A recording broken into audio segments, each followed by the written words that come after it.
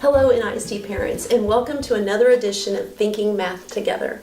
My name is Shelley Ingram. I'm the elementary math coordinator here at Northwest. And I'm Casey Rogers, the elementary math coach. In our video today, we're going to be looking at some ways that you can help your older elementary students with those fact fluency pieces that we talked about in our other video for Kinder and First. Let's start with second grade. Okay, so in second grade, the end of year expectation is that our students have to be able to know their addition and subtraction facts through 20. So there are a couple of ways that we can reinforce that idea.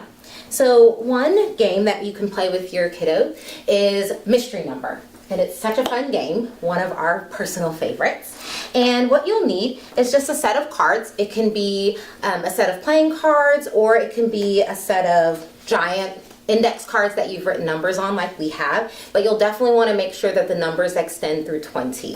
So what you'll do is each person, you'll need 3 people, and each person playing, those 2 people will each pick a card from the deck. They'll hold it up to their head Without looking. And the third person will be the sum person, and they'll call out the sum. 11. 8, 3. So, based on that, what the sum person said, your goal is to figure out what your number is. So I want you to also think about the thinking that's really involved in that activity. It's not just about kind of like what we see in flashcards of knowing that, oh, 8 plus 3 is 11, but it's more so about you're given the sum, you know one of the missing numbers, and you have to figure out the part that's not missing, or that is missing. So there's a lot more thinking involved than just a basic fact. So there's that game, and then there's another game that's really fun that you can use the same deck of cards for, called More. And this game is played a lot like a game we've played in the past called War. So what you'll need is that same deck of cards, and you can split it evenly between the people that are playing. Each player puts down 3 cards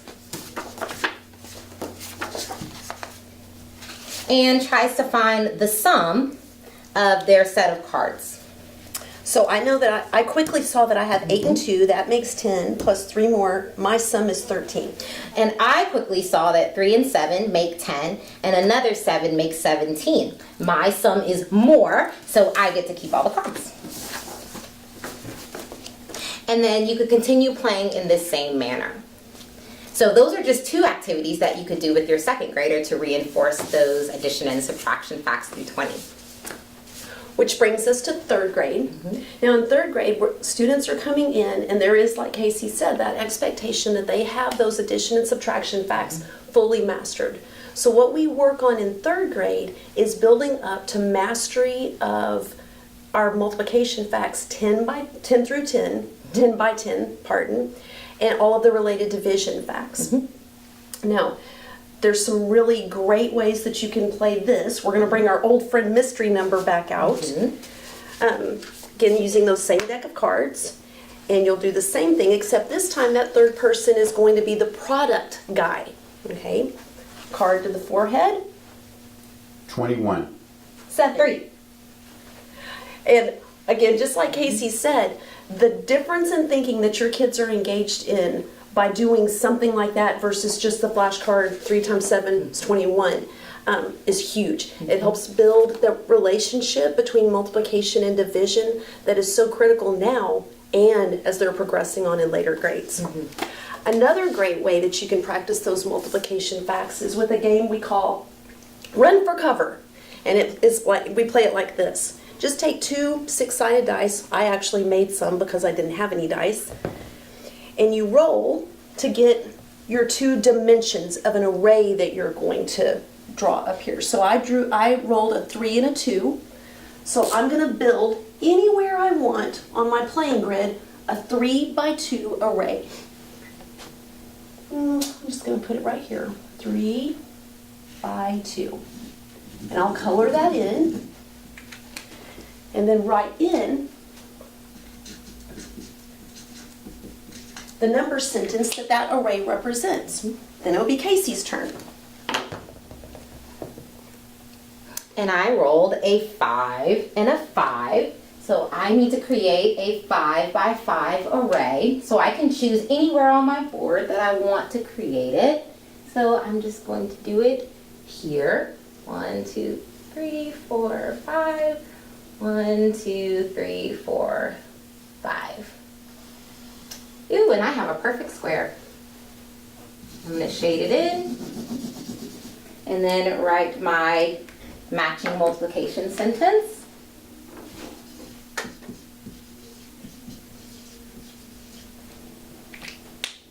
5 times 5 equals 25. And you just keep playing in that manner until the entire grid is covered up. And then Casey would look at all of her red arrays and figure out how much total area she has. And I would count all of my yellow arrays and determine how much total area I had, and whoever had the greatest area wins. So another great game that we'll be able to use with our kids at home. Of course, if you're like I am, I spend probably as much time in my car as I do at my house. And so we decided to come up with a couple of things that we could do, that you could do with your students in your car.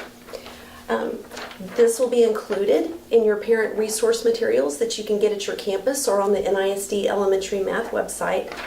But I'll just explain quickly.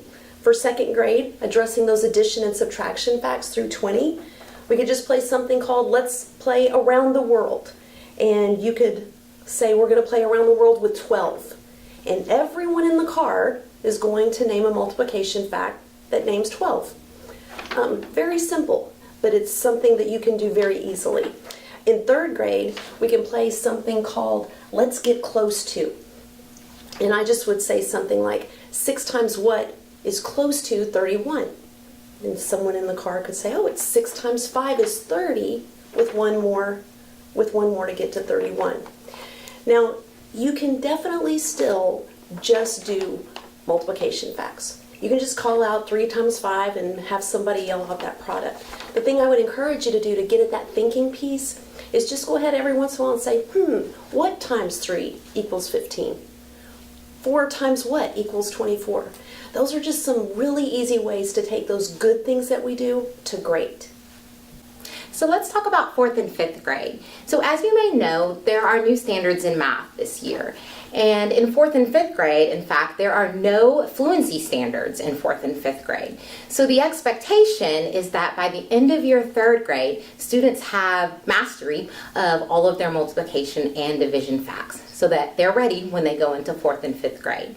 So parents, we really need your help with this, because we want to make sure that our kids are prepared when they go into 4th and 5th grade with those facts, because the work that they do there is heavily dependent upon their mastery of those facts. So with these new standards and us transitioning into them this year, you may find that you have some students that aren't fluent just yet with these facts. So any of the activities that we've talked about already in our session today, you can use to help reinforce some of those ideas, as well as looking to your campus and your students' classroom teachers for some additional resources. I know they have additional websites and applications to the iPad that you might be able to use as well. The resources that Casey just mentioned, again, we'll remind you those are available on your campus. But we'll also have those posted here on our Northwest ISD website under the Elementary Math homepage. The feedback, parents, from our first geometry video has just been overwhelming. We were really surprised at how positively that was received by all of you. And it just reinforced something that we already know. We are extremely fortunate here in Northwest to have the parents that we do. We're very grateful for you. We thank you for joining us. Until next time.